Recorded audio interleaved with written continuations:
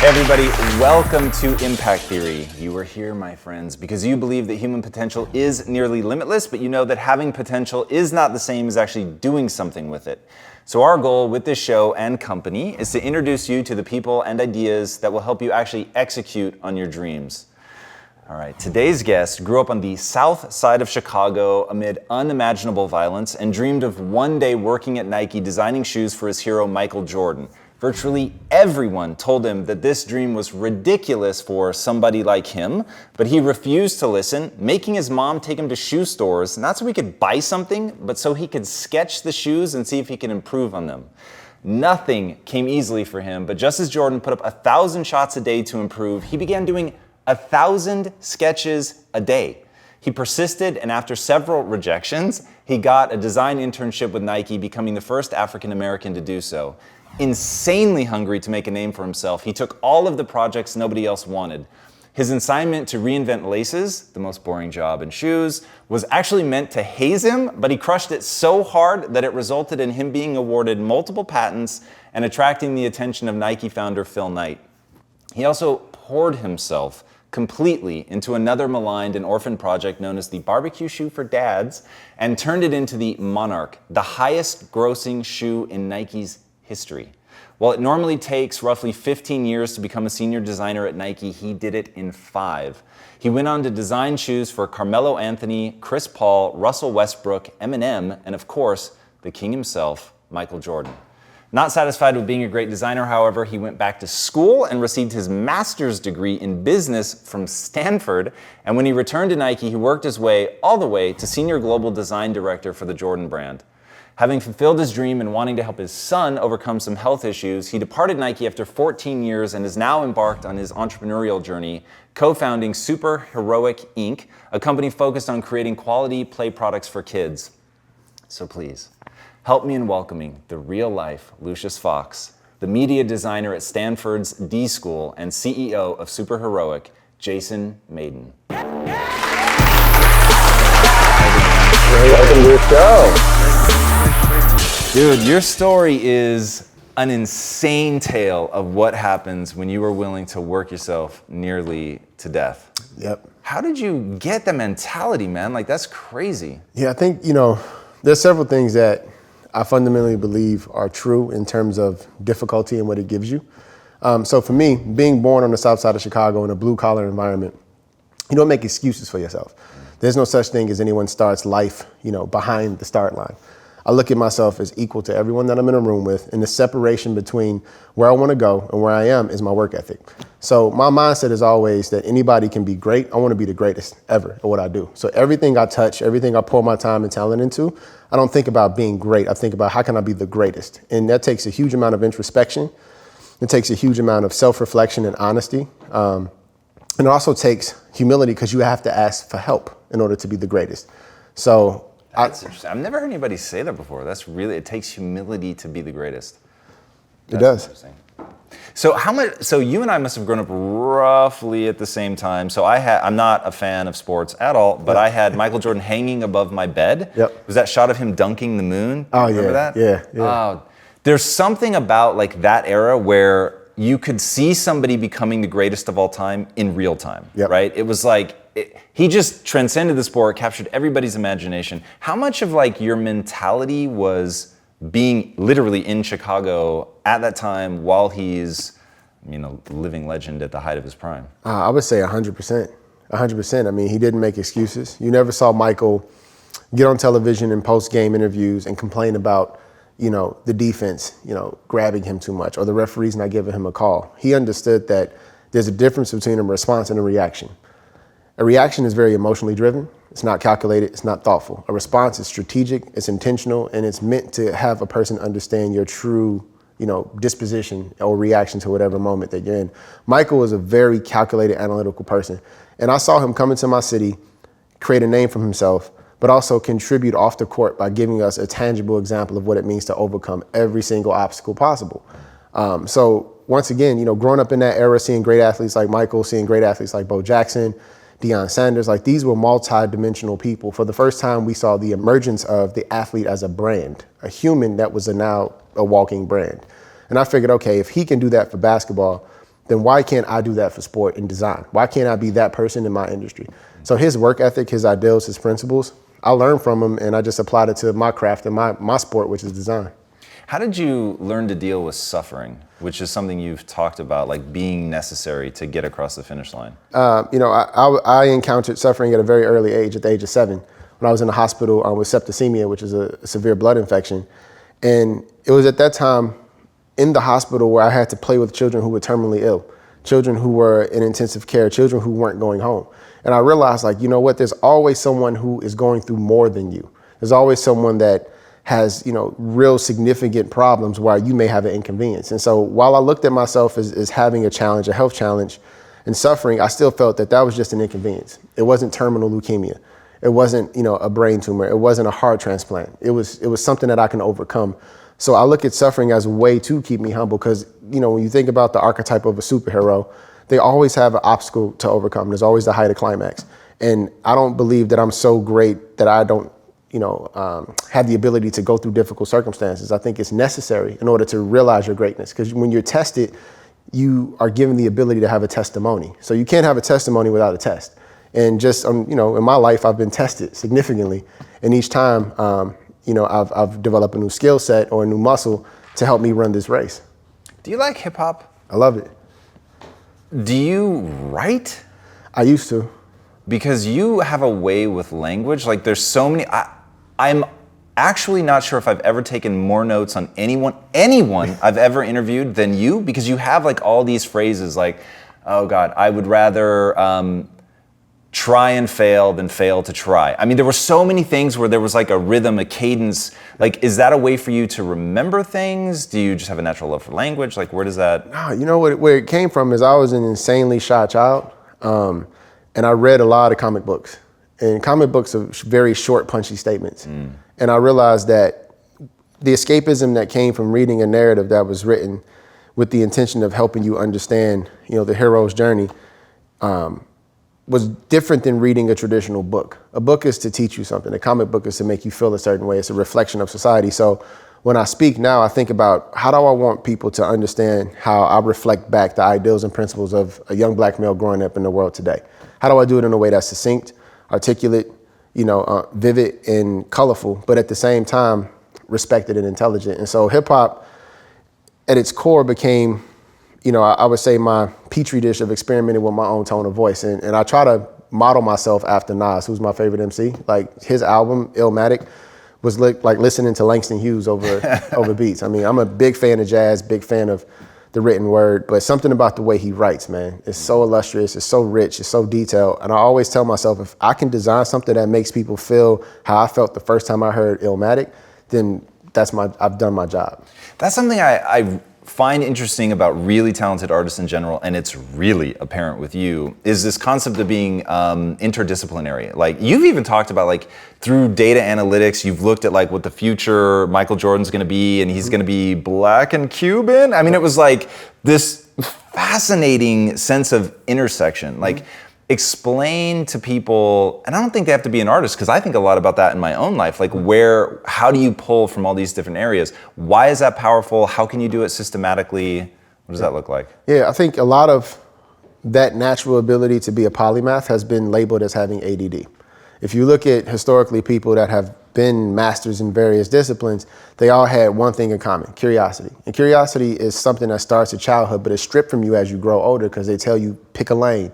Focus on this, become that. And we subscribe to labels people place on us, and that limits our potential. So I just fundamentally believe that I don't let someone else place their limits on me. My limit is the limit I set, and I believe I'm limitless. I believe that if you have a life and you don't, utilize it and you settle for just being average, then that's a waste of the gift of life. Like every day I wake up, when people ask me, how you doing? I say, man, I'm thankful I woke up today, because that's the first gift you're given, is another chance to be great. So, I think, like you mentioned, people who are multidisciplinary, people who are curious and inquisitive, the reason why they become great is because they don't believe that they truly have mastered their craft. They don't feel settled in what they've developed. They don't feel as if they're the best just yet. And for me, my mindset is that it's right now it's daytime where we are, okay? Which means I have the advantage over my competition because they may be asleep. But when it becomes nighttime, it's their day. So I refuse for them to get ahead of me. So I stay up when they get up, because like they may be more talented, they may be smarter, but they won't outwork me, because that's where excellence comes from. It's the small things done well consistently over time. And it's never the smartest, it's the person who runs the hardest and who doesn't quit that wins. And I'm just willing to push myself and, break down my own insecurities to build up my confidence and my skill set. Did you ever meet Tim Grover? I did, yeah, one time. So Tim, in his book Relentless, and I've had the very good fortune of meeting him and interviewing him, and he was the first person that really talked about the darkness. Like so I've seen so much footage on you can't imagine, and you are so upbeat and positive and bright and sunny, and when you're with your family, oh my God, like it just literally it pours out of you.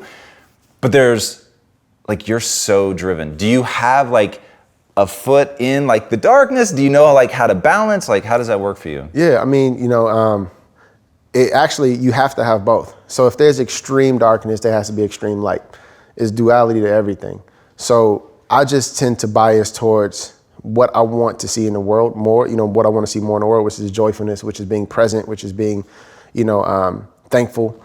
And so that's what drives me. It's the things people told me I couldn't become. It's the negative circumstances that I come from. I don't let that limit me at all. That's my catalyst, because I look at it like, okay, why not me? I've already overcome this. Why can't I go and start a company? Why can't I build something that's meaningful? Why can't I create this new paradigm shift in the way we look at the world as big, giant superhero training facility? Because if I looked at it the other way and started to take, the count of, okay, well, I can't do this because of where I come from. I can't do this because of how I look. I can't do this. I wouldn't start anything. Everybody would wake up each day doing subtraction. I look at my life as addition. I wake up and say, what can I do today to add to my skill set? What can I do today to add to someone else's joy? What can I do today to serve someone else? So when you keep a mindset of service, your problems in that darkness become smaller, because you're not going to focus on your own insecurities, your own problems. You're going to figure out a way to amplify someone else's experience. So I go through life looking at people as an opportunity for me to serve. Because while I'm waiting on my blessing, I can be a blessing. And that's how I counterbalance that. When you focus solely on your darkness, everything becomes about you. You become selfish, and you could be driven to a point where it becomes toxic. And that's why you see some people implode once they get to where they're going, because they look up and no one around them really wants them there. For me, I have this mentality that if everyone around me is fed, then no one is starving, then I don't have to worry about people being villainous or hungry and trying to take from me. So the way I feed is through time, through joyfulness, through good energy, because sometimes all you need to do is tell a person that they matter and show up. That's the greatest gift, is to acknowledge people in the world that's so busy and so hurried. To slow down and be present and to acknowledge a person's existence is, to me, how you balance out the darkness with the light when you're driven. I love that. I think that's amazing. And as somebody that ascended so rapidly through Nike, to move through a traditional culture like that in a way that's positive is pretty spectacular. Do you think that was part of why you were able to move so quickly? Because people wanted you to win? No, quite the opposite. Quite the opposite. No. At least you're honest. Yeah, no, I never assume people want me to win. Just like anybody, man, I've had my setbacks in corporate, setbacks in life. My strategy is very simple. I'm very honest with myself, so I figure out the ways people can tell me no, and then I take that no off the table. So the last thing they can say to me is a yes. And what I mean by eliminating the way people can tell you no is taking an inventory of your weaknesses, taking an inventory of your gaps in your offense or your defense, your skill set, your mindset, finding someone to learn from, or going and put yourself through a class to learn it. So I knew when I got to Nike that I was very good at drawing. Drawing and designing are two different things. I can draw anything, but designing something is very different. It's a process, it's strategic, it's intentional, it's driven through research and empathy, and I didn't have that skill set. So I went and I found people that did, and I learned from them. But then when I learned from them, I added my layer to it, which was narrative. That was my core differentiator. I said, everybody else can do that well. I tell stories really, really well. So I'm gonna double down on being known for this one thing, but I'm gonna go and ask for help from other people. The second thing I did is I didn't focus heavily on building deeper relationships in my discipline. I went to parts of the company where they normally didn't see designers. So I spent time in supply chain and finance and inventory management and compliance and legal. And I asked them, how did their job impact my job? So I humbled myself, because I knew even though I draw this picture, somebody had to have the budget. Somebody had to get this thing produced. Someone was making sure it shipped and got through customs. How did my job impact theirs and vice versa? In doing that, my name was now in rooms of really big decision makers that had never would have interfaced with me had I only focused on being cool with the cool kids. Right. And so, my strategies is very, it's methodical. It's almost like I look at life like chess. I'm thinking 5 steps out, and in order to do that, I have to be honest what I'm not good at. And I learned that from Michael. He always would say, turn your weakness into your strength. And, they said he didn't have a jump shot. He developed a jump shot. He didn't have defense. He wanted to put Defensive Player of the Year. So every year I do a tear down, and I do an inventory of what I did well, what I wished I could have done better, and what I liked about, the experience in between. So it's like, I wish, I wonder. You actually write these things down? Mm-hmm. That's my New Year. I don't do New Year's resolutions. I do like New Year's inventory and say, okay. I wish, I wonder. I wish, I wonder. I like that I did this. I wish I would have done that. I wonder if I tried that, what would have happened? That constant introspection is almost like, in a lot of ways, it's driven through my love for Stoic philosophy. I'm a big fan of Marcus Aurelius in the book, the Emperor's Handbook. He did a very great job of, jotting down his thoughts in an introspective manner about his troops and his country and what he wanted to be as a leader. And I try to do that with myself, So at heart, I'm part Lucius Fox, part Stoic philosopher. One thing I loved that I heard you talk about was how Marcus Aurelius, even though parts of his army wanted to assassinate him and they were coming for him, he didn't respond emotionally. He didn't freak out. There was an acceptance of, okay, this is human nature. This is the game that we're playing. Is that a non-emotional mindset that you try to use as well? Yeah. I mean, your greatest enemy is your enemy. It's the conversation you have in your mind. So all my heroes are people who have mastered themselves, not a discipline, not an industry, but themselves. Bruce Lee, he mastered himself. Marcus Aurelius, he mastered himself. Batman mastered himself. These are people, real or not, who figured out that the battle that's within is greater than the battle that's in the world. So once you're able to fight that consistently and calm yourself and control yourself and be methodical and specific about how you respond, nothing will surprise you. You're immovable at that point. You won't waver. You won't break. And I always tell my kids, you can bend, that's okay, but you'll never break. Breaking is when you feel like you can't come back from something. Bending is when you get punched, but you get back up. It's a palm tree versus a dry twig. Palm trees are bend over, but they don't snap when the wind blows. And so, people like Marcus Aurelius are important in my life because you don't see that anymore. You don't see people who have stuff thrown at them and they respond with logic. Critical discourse is no longer an art form. Rhetoric and learning how to have a healthy debate is no longer practice. It's just, I go out, I say what I want, I don't think about the repercussions. Words are things, and they leave a residue of positivity and negativity on the person and on the place where you say those things. So I really focus on making sure that the words that come out of my mouth, they bring life. They don't destroy. And in order to do that, I have to check myself, which is a constant battle. Because sometimes I just want to have my stream of consciousness and just rant. But other times I know that it's not healthy. I really wish you were a rapper. Jesus, dude. You really have an amazing way with not just words, you have an amazing way with concepts. And I'm gonna assume that it's because you read so much. I know you're a big fan of history. How do you pick what to read? You are clearly very well read. How do you decide? I always ask people what they're reading. So when I meet an interesting person, whether it's on a plane or it's in a meeting or if it's conversations like this, I'm like, yo, what books are you reading? Because, that's the quickest way to learn from others. But also I try to get outside of my comfort zone. I break my own patterns. I'll go to, usually I want to go to fashion and art and design sections in bookstores or online or, browsing when I'm shopping, but I'll switch it up and I'll say, let me go into a gardening book. Let me just read gardening. I don't know why. Let me try this out today. Because I feel like there's a red thread that connects every single thing on this planet. We talk about the golden section and we talk about divine mathematics and how everything is, has a ratio and a proportion to it that makes us unified.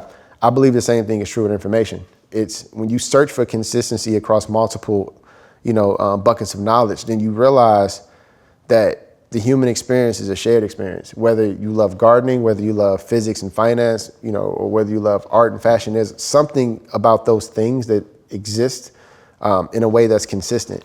So I'm just a big fan of searching for that. And, I don't reject knowledge. I'm open to other people's opinions. And so, right now I'm reading a book called How Children Succeed. Very compelling argument about our education system and having the framework of, do you focus on mastery of a skill set or do you focus on determination and grit? Which one is more important for children to have? At the same time, I'm reading a book about quantitative easing and why that became a thing. So I try to find right brain and left brain concepts and read them at the same time. I joke and say that, ADD is a superpower, because I have ADD. But it's the way that gives me that balance, something creative and inspirational and something highly analytical and technical. I kind of have to do both at the same time. So where do you come down on the argument about kids? Do you think it's mastering a skill, or do you think it's grit and determination? I think it starts with grit and determination, which leads to mastery. Because without grit, you don't stick at a task. It's like if you want to perfect your jump shot, you get in the gym and you keep shooting, right? That's grit. And after a while, you master your jump shot. So I think you need both. It just depends on which one is encouraged and celebrated. I think we've over-indexed on celebrating mastery, and we've under-indexed on celebrating discovery and what you get through play and failure. Because failure is a gift, because you learn what you don't know at that point. And so in our household, we say either we win or we learn. There's no such thing as losing. You only lose when you stop trying. So as long as you keep trying, you won't lose. You'll be further than where you started. So I can't tell people how to raise their children, but I purposefully give my kids a safe environment, controlled environment to fail in, so that they you realize what you're made of when you get hit in the face for the first time. It's like, oh, I'm still alive. Yeah, I got my tooth knocked out, but I'm still standing. So I try to do that for them in a controlled way. So when they get into the world and they start to have that, that interpersonal dialogue over, oh, should I quit? Oh man, I'm so scared. The voice that's in their head is a positive one. And they know, like, I did it before, I can do it again. So I think you need both. It just depends on how you reward and praise those, the grit versus the mastery conversation. You said that introspection is a huge part of your success. Did you learn that? Is it something that people can improve on? It's something I learned. One, because I'm a middle child, so I had no choice but to, that was my way of navigating, like, man, how do I figure out how to get out of trouble and how do I get out of not being blamed for stuff? But, I think people can improve on introspection. And how I do it in my life is I ask myself, whether it's a circumstance where a person doesn't like me or it's a difficult situation, I always stop and say, well, what did I do? What did I do to cause this? Because I contributed to it. Even when people talk about the concept of haters and how you should be happy when you have haters because it means you're succeeding. I look at it like, okay, there's a reason that person hates me. There's a reason. Now, I may not have to agree with it. It's none of my business to even know why, but I have to acknowledge it. I don't have to accept it, but I do have to acknowledge it. And if there's a little bit of truth in everything and that person hates me, then I have to say, okay, am I showing up as arrogant and cocky and triggering the insecurity in that person? Am I acting selfish or ungrateful? And that person's like, Jason should be more thankful for what he has. Like, what is it about me that makes that person feel that way? And then that forces me to take an inventory once again, like, you know what? Yeah, that tweet or that image, yeah, that was kind of cocky. Or that thing I did, that I could see how that person could not like me. Okay, I need to take that into account. Because it's none of our business what people think of us. But we do have to acknowledge that if there's something out there and it's a chance for me to get better, I'm all for it. So if a person has something to say about me, positive or negative, I look at it as a learning opportunity. And I force myself to listen, even if I don't agree, because it gives me a chance to improve. And if you want to be the greatest at something, you have to be open to improving. There's no way around it. You can't say, I'm good, I'm done, that's it, I'm the best ever, and I don't have to develop a new skill set. Nah, man, every day I'm searching for ways to add to my game. I use a lot of sports analogies. So, one day I have, practice on my jump shot, then it's my post moves, then it's my defense, but that's how I look at design. It's like one day it's, design research, the next day is business modeling, the next day is sketching. However I can get better, that's what I want to do. That's what I want to do. Were there other things that Jordan taught you specifically about becoming the greatest or just getting ahead? The people you surround yourself with, everybody that you put in your inner circle should have one thing that they do better than you. That way you're always a student. So if you look at Michael's inner circle, it's people that have significant skill sets. They're the Michael Jordans of their industry, and he learns from them, which is fun and weird to say like, oh, I'm Michael Jordan, but I've surrounded myself with Michael Jordans of their industry, and he talks in that way. I try to find people that I wish I had their skill set, and I befriend them, and I hang out with them, and I learn from them, and it keeps you sharp. It gives you a different set of inspiration points to pull from, and so his philosophy, and I agree with it, is the greatest, I would say, leaders on the planet are also the greatest curators. They don't create a lot, but they curate thoughts and they put it together and they put their perspective on it. I try to do the same thing. I'm like, man, this person's amazing at this person's amazing at that. How can I learn from them and then put my spin on it? that's helped me so much by being a curator, because it gives you an embarrassment of riches in terms of information. And information is the greatest medium to use to create. And if you have a single focus and your information is limited, then your outcome, the products that you produce are always the same, just different versions of the same thing. So by hanging out with people who have knowledge in areas where I don't, I feel like I get to pull unique inspiration. You know, like most designers don't even know who Marcus Aurelius is. I learned about him from hanging out with the person who was a retired general, and he was telling me about leadership from a military perspective. Did you end up with a retired general? Man, so random. I was in the airport in Santa Barbara, and I asked this old gentleman, like, what are you reading? He was reading that book. And I was asking him, well, why did he read it? He was like, well, son, this is how leaders are born, through war. I was like, what do you mean? I started asking him, like, well, why? And after about 5 whys, he just was like, listen, here's the deal. I'm going to give you this book. It's going to change your life. It's going to show you exactly why leadership is critical to do anything great. Like, you have to learn what it means to be a leader. Leadership is not a position, it's a behavior, and you can improve that behavior. It's not like you get a title and now you're a leader. Like, no, if you know, my dad always says, if you're a leader and no one's following you, you're just a dude taking a walk. So he gave me the book, and then coincidentally, a young man that I was mentoring. The book was Emperor's Notebook? Emperor's Handbook, yeah. Sorry. Then a young man I was mentoring sent me a copy of the book. So I was like, okay, this is, wow. The universe is telling me to read it. I'm a big fan of just talking to people randomly all the time. I hate seeing people sit by themselves and no one acknowledges them. So I'm the person that's like, hey, how you doing? Good morning. Strike up a conversation and just put good energy into their world and walk away. And normally, you know, I walk away with unique contacts or unique experience, or in this case, new knowledge. So I don't know, man, I'm just excited about life. Like, I'm just a giant kid, you know? I was gonna ask you how you stay open. Like, one of the things that I think is most critical, because a lot of people have encountered the same people and ideas that you have, but they haven't been changed by it. Yeah. And that to me is like, when people ask me, how do you get ahead? How do you be successful? It's like, you have to open yourself up to actually being changed. Like, when you read a book, stop and like really think, like, how can I use this? How do I put it to work? Yeah. Is that something that's just always come naturally to you, or was that an insight someone gave you? You know, I think it came naturally because I was, like I said, as a kid, you know, I joke about being a middle child. I joke about being quiet, but when you're quiet and you're smaller than everyone and you're an introvert, you can hear more than everyone else because you don't talk that often. So you pull in information and you can get better at it. So I learned how to speak publicly from watching very confident, popular people, because that wasn't me as a kid. Like, my older brother was the man. Like, everybody, every girl, dudes, everybody loved him. I wasn't that kid. I was the weird little nerd I was like the Black Goonie. It was great. I mean, it worked out for me. But just by being quiet and still and being invisible, you know, that became my superpower. Like, I was able to see everything and learn, and I got better and added this skill set. So when it was my time to have something to say, I felt more confident. And so I think it's not about being open to change. It's about acknowledging that you have to change in order to grow. Because no one is comfortable with ambiguity. That's a lie. And people say, oh man, that's a lie. You just, you know, I talk about it often. You have to be willing to go into ambiguous situations, but also acknowledge that change is part of life. You grow up, you leave home, you change addresses, you change jobs. Change is a constant theme in our existence. The sooner you become comfortable with that concept, you're free at that point, because you're open, as you say, to letting the universe, letting whatever it is you pray to or believe in, you know, divinely inspire you and guide you in a way that forces you to remember that it's not about you. It's not about you. You know, this moment isn't happening by you, it's happening through you. And so that's what I do. I always tell myself, this isn't mine. This is something that was given to me. This little moment, what do I want to do with it? Do I want to covet it, or do I want to create something that I can share? And I want to create something that I can share. So that helps me evolve, helps me stay in constant motion, because I don't want to be stagnant. I don't want to be a dinosaur. So I have to evolve. You know? A dinosaur? Yeah. Nice. I like that. Do you meditate, or do you just like think while you drive? Like these words are the result of a lot of hours of thinking. Yeah. When do you do said thinking? All the time.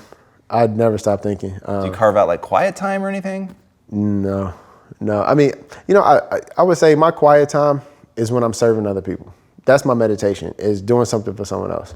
Because when I'm quiet, the way my mind works is I need to create. If I'm in a room and I'm trying to breathe and close my eyes, I'm thinking like, I should draw that. I should make that. I wake up and I start making it. So in order for me to to turn off my brain, I have to do something that I won't benefit from, which is literally helping someone else. You know, whether it's a service project in my community, jumping on the phone with someone who needs advice, you know, showing up at a friend's house who is feeling a little bit down or depressed. That's my form of meditation, is service. And in doing that, it frees me from the burden of having to be perfect, having to be, you know, have the answer. So when I come back to the thinking mode, putting on my thinking cap, I'm more lucid in my thoughts because I've had that breather to focus on someone else. And it's helpful. It's a helpful exercise to give you, you know, some people do it through mindfulness. You know, they have the coloring books for adults. My version of that is, like I said, showing up and serving people. So your new company is about facilitating play. Mm-hmm. It has a heavy shoe involvement, if I'm not mistaken. Mm-hmm. What do you do to stay fresh? Because you've said, like, I really want to be childlike. I want the mind of a child. Like, what do you do to cultivate that? Yeah, hang out with kids. Literally, yeah. Hang out with my kids. I mean, they're my favorite people on the planet. I volunteer a lot. I read a lot of comic books. You know, I look at the world in a childlike way. You know, adults walk through cities and they look straight. Kids walk through cities and they look up. So I walk through cities and I look up. I try to see the world how kids see the world. I try to look at everything with fresh eyes. I never just get fixated on my destination. I keep my head on a swivel, and I look for those moments of delight and joy that exist. What I find really interesting about you is if I were to take sort of any like 3 to 5 minute segment of this interview, you're going to sound like different people. Yeah. From the moment where you were talking about like, I'm going to be the best in the world, to like, I just want the, you know, mind of a child and I walk around and experience things. Yeah. That's really interesting. But what makes it the more fascinating is you're not an empty dreamer. You're not somebody who just pontificates. Yeah. When your brother, I think you were high school-ish, yeah. Your brother worked at Foot Locker, yep. And you would go and quiz him about the shoes, the boxes, the everything, so that you could get a better sense of how you could design shoes. Yep. And then when you go to Nike, you've already talked about like going to the different departments, finding out how it all puts together, but like traveling around to China and finding out how to use different textiles and materials. And you've talked about spider silk and finding way, like, how do you take all the ideas, like you sketch something out, how do you go from this is just an idea and most people stop here at the drawing, mm-hmm. to weaving spider silk into it, made from a very specific place in China that you know the manufacturer, you've been on the floor, like, yeah. How do you bring it all together? Yeah, so I think, you know, ideas remain ideas until you give them a deadline. So I give myself forcing functions. So I'll have a... Forcing functions? Forcing functions. What's that? So a forcing function is whether it's an intentional behavior that you do consistently. And so one example is on my social media feed, I have this thing I started called 77 Days of Joy. So now that I'm ramping up to launch my company, it was 77 days from when I started this first post. I gave myself a forcing function where one time a day I have to think about something that I have in my life that brings me joy. So as an entrepreneur, it's very difficult. You know, you get hard days you just want to throw the towel in.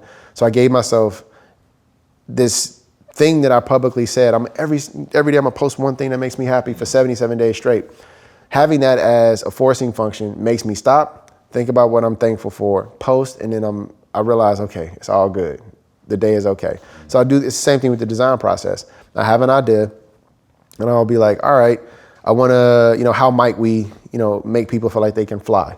Then I'll say, okay, flight. What's the principles of flight? It takes lift, takes drag. Okay, the underlying principle is propulsion.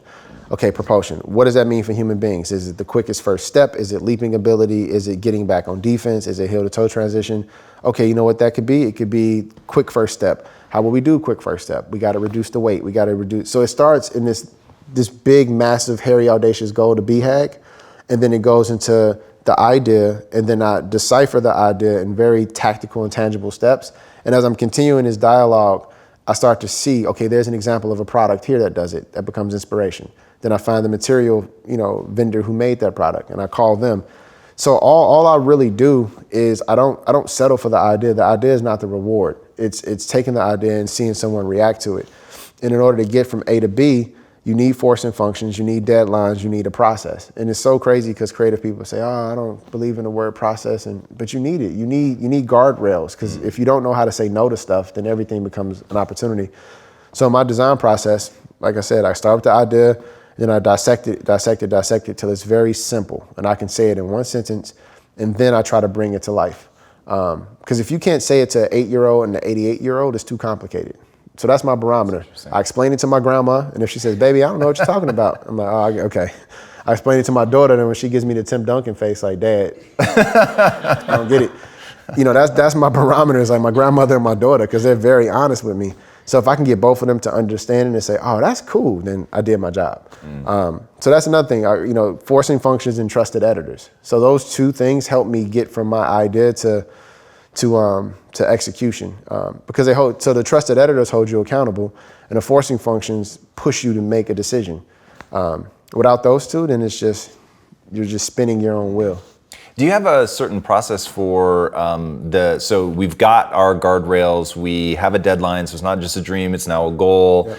But it involves like actually going out and figuring out textiles. Yep. It goes from how do I actually translate this, and I'm actually maybe more fascinated about what led you into your brother's store, because you had no resources, than when you're with Nike and there's like sort of enough energy where you go around the corner and just say, hey, where do we source spider silk? Yeah. But like, how did you break down that process before you got to Nike of just like, I mean, even like, so maybe forget the shoes, but like you convinced your college not only to let you into a degree that they didn't think you were ready for, but you convinced them to let you do your own major that didn't actually exist. Like, who do I talk to? Like, what do I say? Like, how do you go through that process of breaking these things down into executable steps? Yep.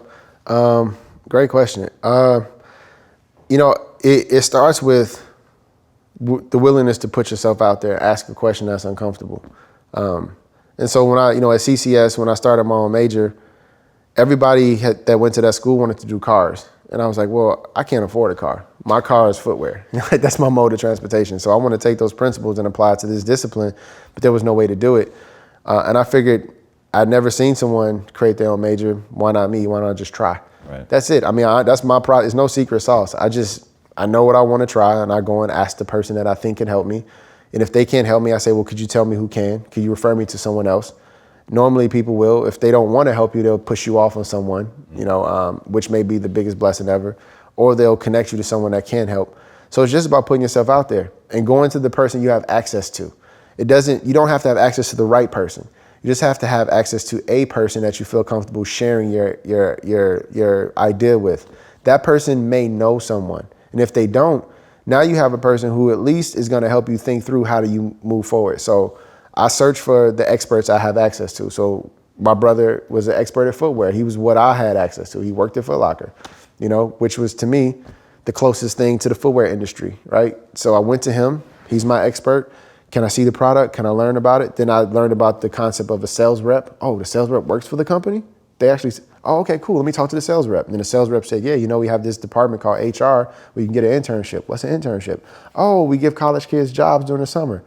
So I have to go to college. Okay, well, which colleges? Well, I don't know. Then you can see how it just, it builds on itself. It compounds on itself. But I tell people, start where you're at. Use the people you have access to and keep asking them questions and ask them to connect you to one person that they know. And then you see this hockey stick effect where you get exponential, contacts, exponential opportunities, exponential networking, all through starting with what's in front of you. So many times people get discouraged because they feel like they need to jump to the most visible person, the famous person, the powerful person. But the person at the front desk, the admin of that executive, is more important than the executive. The admin controls the calendar. Talk to them, get to know them, ask them how should you approach it. And then he or she will put you in touch with the right person to grow you and groom you. All right, super random right turn here. You've talked about your friend who got shot as being the starting gun to your life, but I could never quite figure out why. Yeah. Why do you see that as the starting gun for your life? Well, I mean, where I grew up and where kids are still growing up, they don't believe that being 21 is a real thing. You're basically living to make it to the age of 16, and anything after that is kind of like, I don't know what happens next. So at the age of 14, when I saw that, it made me realize several things. One, I didn't want that to be my outcome. Two, that no matter where I am in life, no matter what's going on, no matter what disagreement I have with a person, violence is not the answer. And so I wanted to be a person of peace, a person of great compassion and love. And I knew I needed to figure out a way to get myself out of an environment that would turn my heart cold. So if I stayed there, And I started to accept that as my reality, and I normalized this extreme violence. I normalized how people were systematically put in socioeconomic situations where they started to have these savage behaviors. And I accepted that as my reality.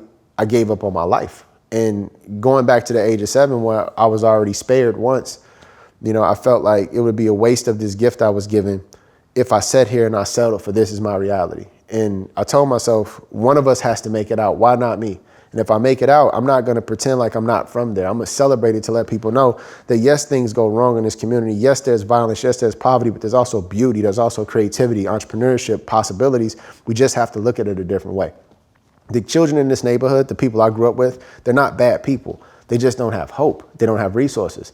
So when you don't have any hope, you don't have any resources, and you're angry because the world walks right by you and blames you for your circumstances, even though you didn't create them, you're born into them, you lash out in a way that's self-destructive. And that's what Chicago was for me. It still is like that. Very limited jobs, very limited opportunities, and it results in a lot of activity that is negative.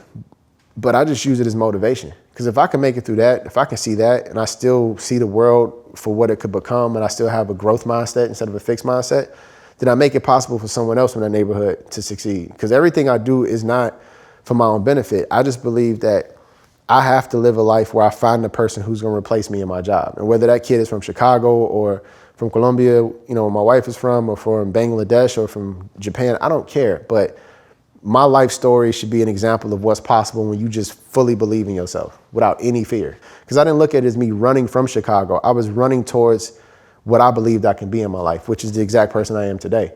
And I didn't want to waste, my life because I knew that it would be disrespectful to my 2 friends who would never have the opportunities that I had. And there was moments where one of them who was involved in that situation, right when I moved and went away to college, he pulled me to the side and he said, listen, I'm going to die in Chicago, but you're not. Like, you're different than us. You need to go. You need to do something with your life because none of us will. That for some people, that's a heavy burden. But for me, I took that as like, that's my mission, to not waste my life, to not waste my gift, to not waste my blessings because they didn't have the same opportunity. So my mission is not to fix broken adults. It's to build stronger children. Because those stronger children grow up to be broken adults and they grow up to do the things that my friends did. So all I'm doing with every project I work on is trying to save my friends before they turn into those 2 people. Wow. You've said that minorities and people that grow up hard have some of the same skills or develop some of the same skills that the most successful entrepreneurs have to develop. Mm-hmm. What are those skills and why do you think that becomes such a great proving ground? Yeah, I think, when we talk about startup culture, we talk about being lean and efficient and, and being scrappy. I call that being broke. I call it being,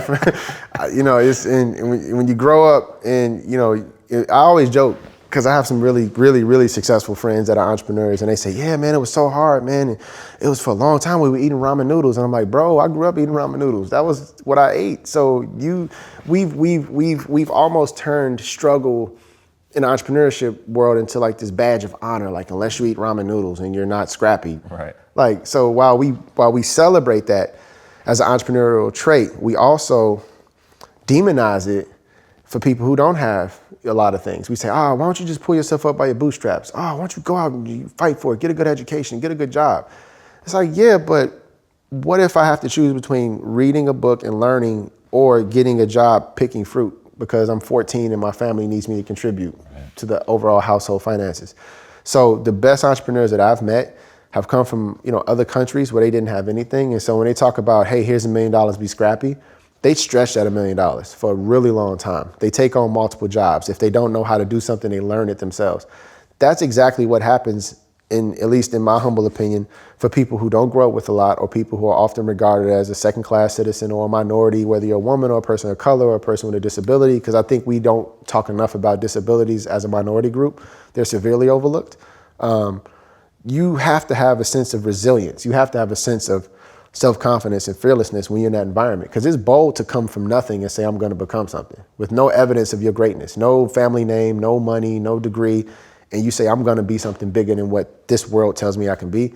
That takes a huge amount of I want to say the word, but balls? Yeah, Would that be the word? Yeah, I was trying to find a more eloquent way to say it, but balls. It just takes that, and I think it's the same thing with an entrepreneur. Whether you you come from a family that's well off, to start anything that hasn't been done before, to put anything new into the world, it's hard. It's really hard. So there is no difference between, I would say, an entrepreneur and a person who comes from an impoverished background, because it's the same thing. You're overcoming the odds.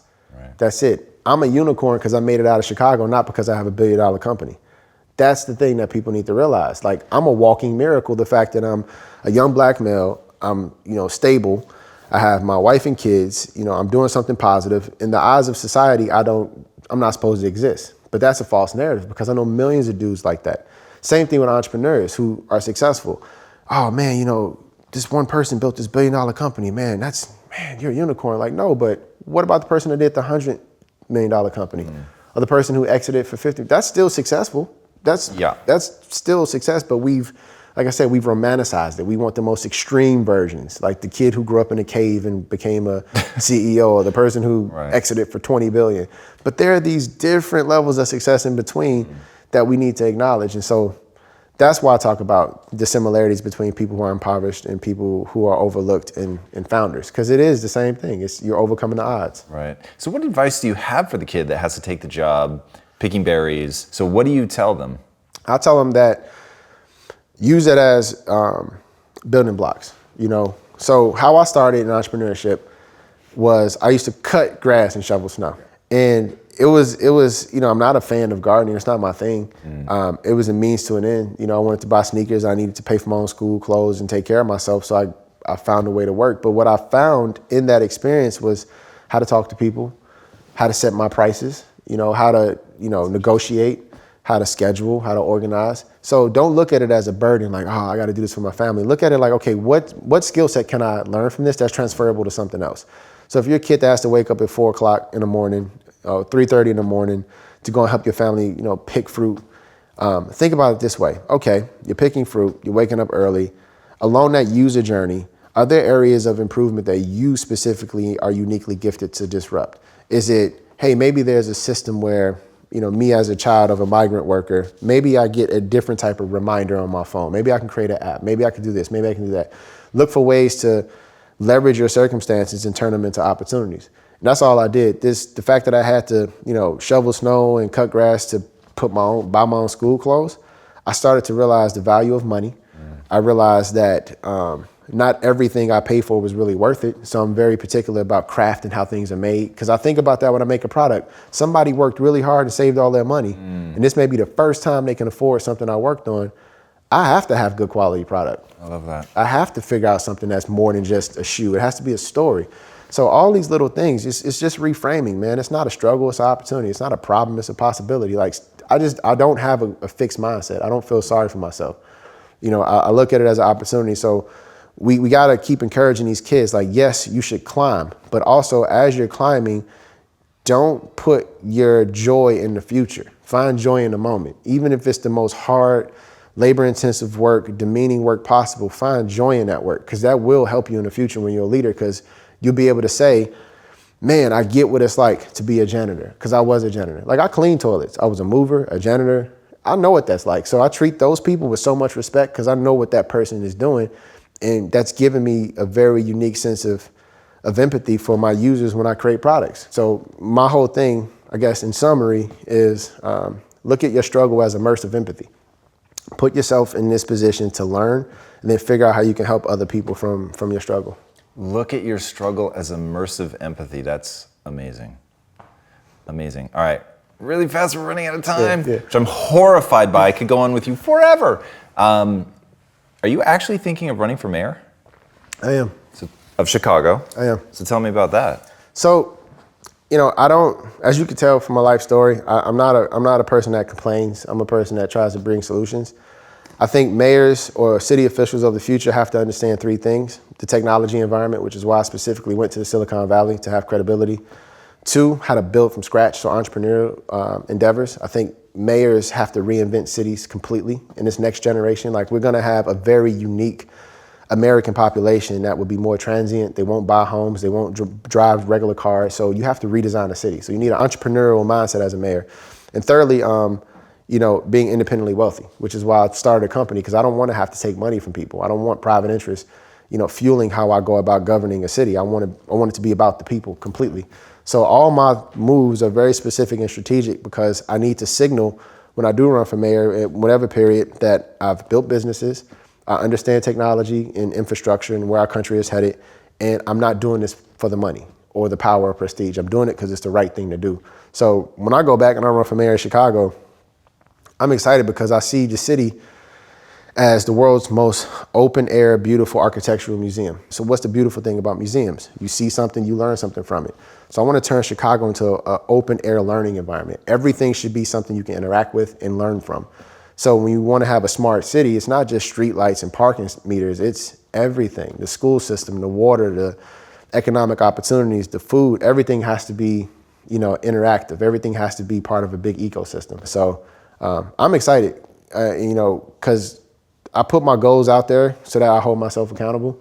So when I do run for mayor, nobody be surprised. People may laugh when they hear it, how's a kid dressed like this gonna do it? But people have laughed before, and I've done it before. So when I do run, I plan on winning, One thing you've said about living your dream out loud, naysayers, that I found incredibly moving was you said you have to get numb to the criticism before you can ignore it. Yep. And to get numb to it, you have to hear it.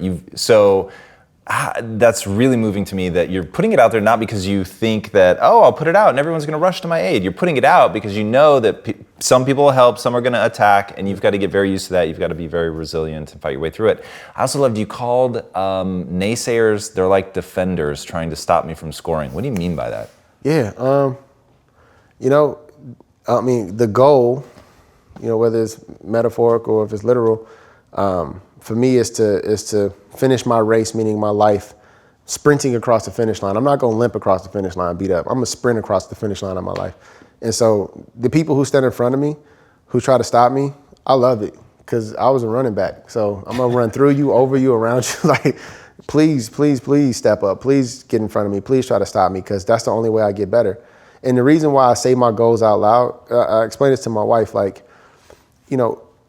the thing about something that's scary, because it's scary to say you want to run for mayor. That's people can make fun of me for that. But then that fear won't conquer me if I say it to a human being, another person. That's the hardest thing, is to talk about something you're afraid of to another person and look them in the eye and say, I don't know how I'll do that. Am I smart enough? Am I qualified? But my dream is to be mayor of Chicago one day. That's scary to say. But the one thing that does for me is when I say it, and that person doesn't laugh at me, that person doesn't look at me crazy, that person doesn't say, oh, dude, you're stupid, then I've conquered my fear. You have to get it out of your head in order to conquer it. You cannot conquer what you do not acknowledge. And I acknowledge my fears and insecurities in front of other people so I can conquer and master them and move on to the next thing. And so when I think about haters and defenders and all that, it's man, the only reason they can win is if I don't talk about what I'm afraid of. And when I say that first, then what do they have? What could they say? What could they say about me that I haven't already acknowledged? So it removes the fear. And fear is what stifles so many people from trying to do anything great in life. Fear of failure, fear of rejection. So I address it, I conquer it, and I move on. I love that. All right, before I ask my last question, where can these guys find you online? They can hit me at Jason Mayden on every social platform. I'm pretty simple. JasonMayden on Instagram, on Twitter. Facebook is just my regular name. I'm a regular dude, so there's no special J Nasty 59. None of that stuff. None of that stuff. I'm just very conservative with my naming on social, so pretty easy to find me. All right, fair enough. What is the impact that you want to have on the world? The impact I want to have in the world is to encourage, enhance, and enable pure physical play for every child. And I qualify a child as anyone with imagination. So if I can have everybody feel like their best play memories are inspired and encouraged by the work that I do in my life, then that's a life worth living. Wow, it's amazing. Jason, thank you so much for coming on the bro. show, man. That was Appreciate incredible. It. Thank you, sir. All right, guys, he may not have a fancy name, but I'm telling you, until he cuts his hip hop album, I will not be satisfied with life. And I think that it will be an amazing platform for him to run for mayor off of the success of a hip hop artist. And I say that I'm actually only mildly tongue in cheek. I'm deadly serious. Go back, listen to this episode. I always tell people to listen to things on 2X, especially me. I can't stand myself at 1X. But go back and listen to this one again on 1X. He threw away, as an offhanded comment, 86 of the most powerful phrases I think I've ever heard in my life, not the least of which is immersion empathy. Go back and watch it again. It's incredible. I was freaking out. You gave me the chills. It literally, this guy is amazing. And one of the things we didn't even get a chance to talk about, if he had stayed at Nike, I swear Phil Knight would be sweating right about now that he was going to take his job. I mean, just that level of ascension so quickly through a company is literally magical. To have made it your dream and to be a kid from the south side of Chicago that has a vision of where he's going to go. He put a picture of the Nike campus on his ceiling at college to remind himself that it was a real place and it wasn't a fantasy land, and that if he worked towards it, he could actually make it real. To have that level of execution, to go in and talk to your brother and look at the boxes that the shoes come in, to go and talk to the sales agent and figure out what that means and ask one person to the next, to the next. He got rejected from Nike multiple times, kept coming back, literally forced that dream to come true, meets Jordan in his first week there, if I'm not mistaken, drinks everything he can from Jordan, learning at all times like a sponge, learning introspection, like even just the first 3-minute talk that he gave at the beginning of this is transformative if you let it be. Guys, this is one of the most incredible stories of somebody setting their mind to something and making it real, starting from nowhere, USA, and literally making it happen. Watch this one again. He's got a lot of amazing videos out there. Go check them out. You won't regret it. All right, this is a weekly show. If you haven't already, be sure to subscribe. And until next time, my friends, be legendary. Take care. Jason. Thank you, brother. Thank you. I'm buying that motherfucking hip-hop album. I'm telling you that right now. Hey everybody, thanks so much for joining us for another episode of Impact Theory. If this content is adding value to your life, our one ask is that you go to iTunes and Stitcher and rate and review. Not only does that help us build this community, which at the end of the day is all we care about, but it also helps us get even more amazing guests on here to share their knowledge with all of us. Thank you guys so much for being a part of this community. And until next time, be legendary, my friends.